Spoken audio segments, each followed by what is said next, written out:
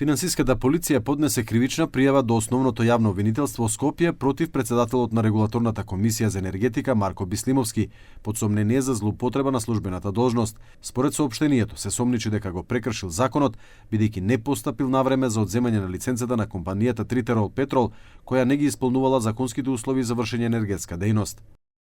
Наместо лиценцата да биде одземена на 15.1.2024, таа е одземена дури на 14.4.2025, што ја овозможи на компанијата да продолжи со незаконско вршење на енергетска дејност 15 месеци по истекот на законските услови и да учествува и склучува договори поврзани со јавни набавки. Како последица на тоа, според финансиската полиција, компанијата Тритерол Петрол остварила промет од над 194 милиони денари и незаконска добивка од над 14 милиони денари.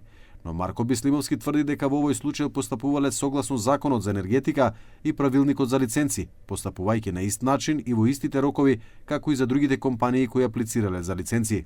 Овие постапки се потврдувани од сериозен тим во Регулаторната комисија за енергетика. Никогаш, ама буквално никогаш, немало повластена компанија или пак компанија за која што се водени постапки спротивни на Законот за енергетика и Правилникот за лиценци.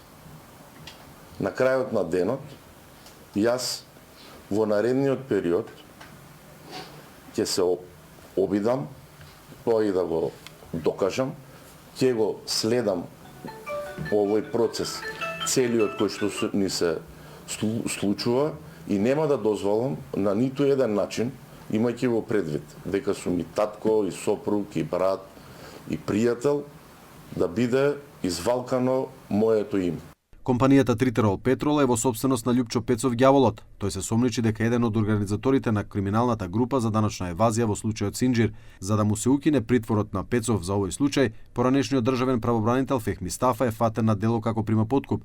Тој требало потоа да го подмити апелациониот судија Ѓоко Ристов. И Стафа и Ристов сега се под истрага.